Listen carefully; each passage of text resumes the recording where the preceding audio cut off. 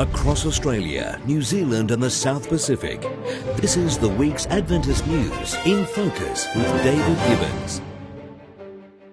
Hello, thanks for joining me. Government and church leaders remain on alert following the attack by 6 Taliban fighters on the Pakistan Seventh-day Adventist Seminary and College. Police received some specific Taliban threats against the college based at Farrukhabad near Lahore. Police were able to evacuate the campus within 30 minutes. Most students were sent home or to Karachi, the largest city in Pakistan. The situation remains critical and prayers are being requested on behalf of the students and staff. The college is currently closed and staff are working closely with security forces. Thousands of Sydney-siders have been confronted by the evidence that Jesus is returning soon. International speaker Doug Batchelor ran a series of public lectures called Time is Ticking Away. Well, I've come because I'm aware that there's a spiritual battle that's raging here for the hearts and the minds of the people.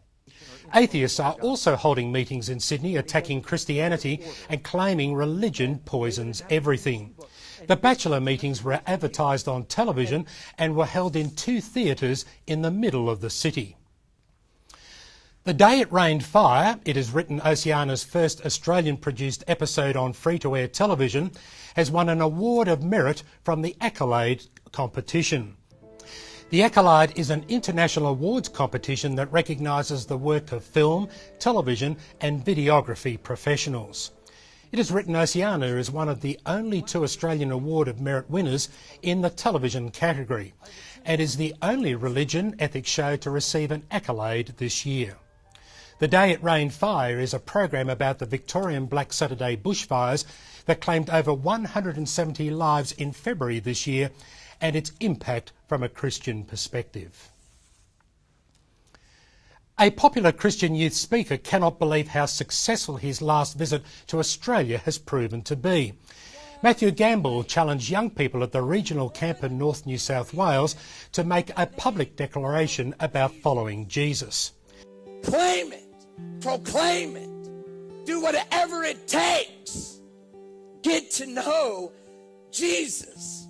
May Jesus be the center of your life.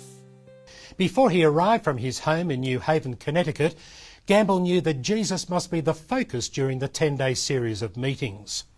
Gamble humbly says that the 35 people who chose to be publicly baptised that week are not the result of his work as much as they are clear evidence of God's presence at the meetings. And according to Gamble's Facebook website, another 33 young people have now decided they want to be baptised as well. The Seventh-day Adventist Church in Australia conducted its first baptisms on Saibai Island off the northernmost tip of Australia. There are 338 people living on Saibai Island. 5 were baptised and another one was accepted into church membership during the gathering on the island. 14 young children were also dedicated to God that day. Pastor Chester Stanley, President of the Adventist Church in Australia, conducted the baptisms and dedicated the children together with Steve Peets, Director of Aboriginal and Torres Strait Islander Ministries, known as ATSIM.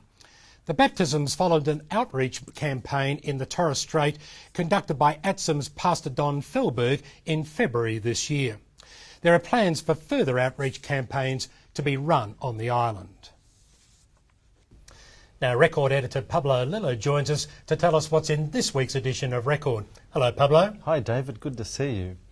ADRA is appealing for the public's assistance with a long-term reconstruction work in Samoa following the destructive tsunami. The Collinsvale Adventist Church in Tasmania celebrates 120 years of worship. David, did you know it was the first Adventist church building in Australia? Yes, I believe so, and I think it was originally known as the Bismarck Adventist Church. So what else have you got there for us, Pablo? Well, an Avondale College student not only got a good grade for an assignment she handed in, but received a $150 cheque as well. A great story. Read it in Record this week. I certainly will. Thanks, Pablo. And in the full half hour of In Focus this week, I interview a layperson who approaches the topic of the Trinity from a mathematical logic perspective. He's written a new book on the subject. And you can watch In Focus online as well. Well, that's the news for this week. Thanks for your company. I'm David Gibbons.